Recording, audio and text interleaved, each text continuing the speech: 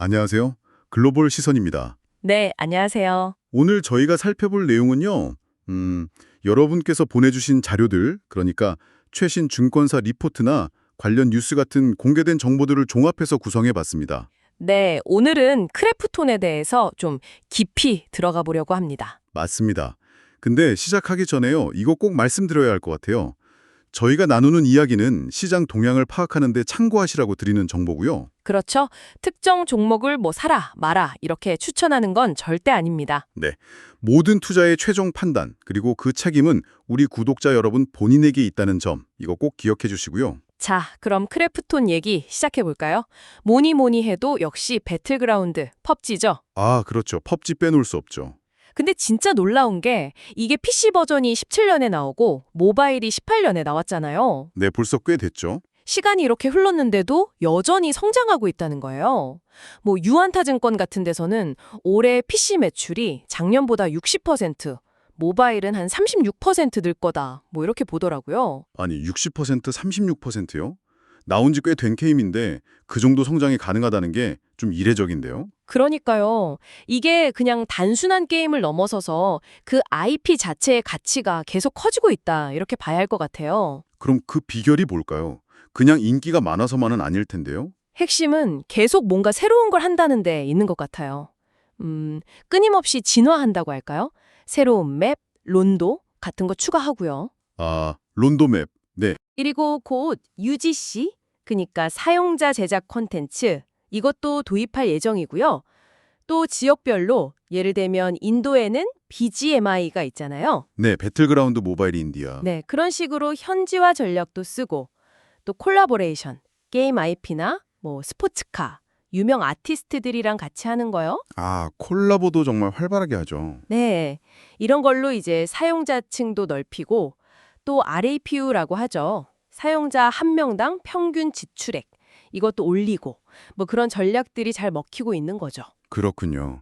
그렇게 펍지가 든든하게 버텨주니까 좋긴 한데 증권가에서는 2분기 실적은 잠시 좀 주춤할 수도 있다 이런 얘기도 나오던데요. 네, 맞아요.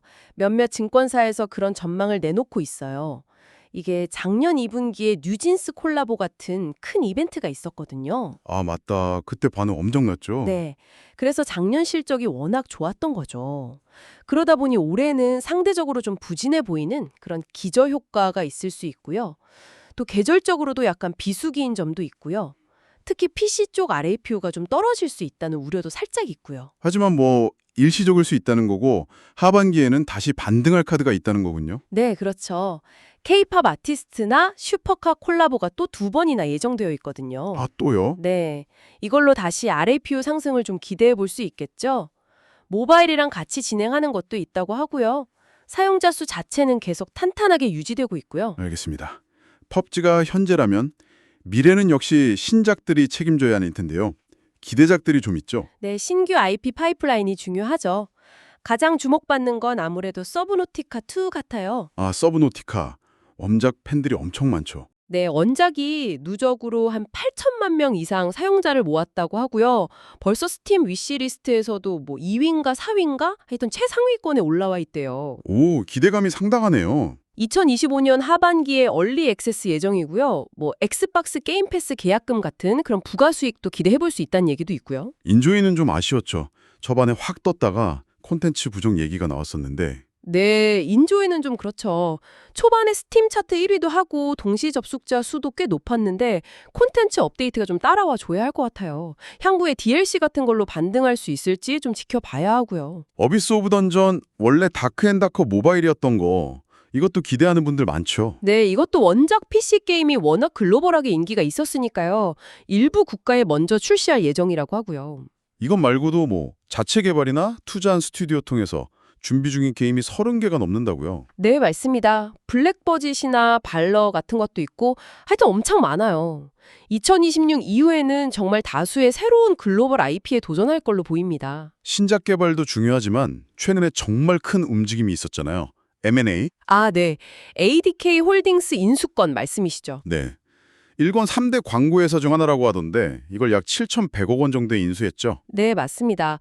베인 캐피탈로부터 지주사 지분 100%를 인수한 거죠. 이 회사가 광고 사업도 하지만 애니메이션 라이선스 사업 경험도 꽤 있어요. 뭐 원피스나 짱구 같은 거 공동 제작 참여 이력도 있고요. 이 인수가 의미하는 바가 클 것 같아요.